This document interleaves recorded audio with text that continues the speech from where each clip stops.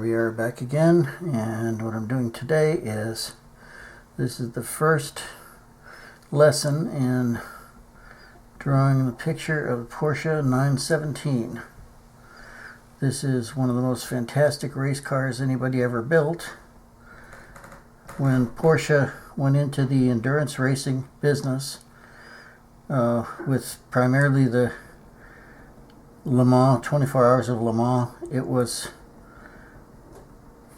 almost a foregone conclusion that they would just take everything. When they brought this car out, it was just unbelievable. It was so much faster than almost everything else. And it wasn't because it was the greatest road handler. A friend of mine actually was the only American who raced on the team with the 917s. And he said the first time that he took one of the cars out, and he came right back into the pits the next lap around and said, "There's something wrong with your car. I think the frame is broken." And the team manager at the time said, no problem. That's the way they all handle." And it turned out that is the way they all handled. They were like they had a hinge in the middle of the frame. But they were so incredibly fast that their speed was just almost untouchable. And they just dominated endurance racing, sports car endurance racing. It was like nobody else could even compete against them. Just totally amazing. And they had some really great names too. I mean, people who drove these cars were legendary, and well, they should have been. They won a tremendous amount of races, but they won it on their own, driving what was obviously not an undrivable car, but a car that was a handful.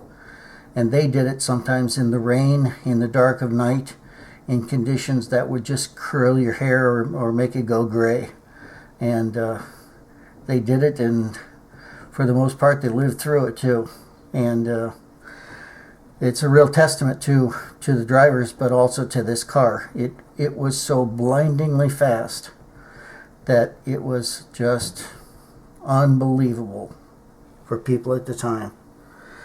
Anyway, that's it. So what I started on here is, this is not all of it, of course, but this is some of the dark areas in the front, which is the main intake in the center, both headlights, which are covered by plexiglass, and in endurance racing, like the 24 Hours of Le Mans, they run in darkness. They run 24 hours around the clock for one day. So however long that's going to be, however much distance they're going to handle in that length of time is what they do. But they run in fog sometimes. They run in serious rain, all kinds of conditions. They don't stop the race short of a massive accident or something really ugly happening. But that's what these guys had to be prepared for. So as you can see, they have massive lights on the front for the purpose of letting people know that they're coming up on them. And the closing speed on some cars, they'll have very small displacement cars running at the same time in the same race, but they'll be in different classes, and there can be a difference in speed of 100 miles an hour or more in some of the smaller cars. So it was very important to have good lights. So that's why the lights are so big, and there are two of them, so they can flash them to let people know that they're behind them and try to keep out of harm's way. They had tremendous brakes. Like I say, an engine that was just unbelievably powerful. Great aerodynamics. And they worked.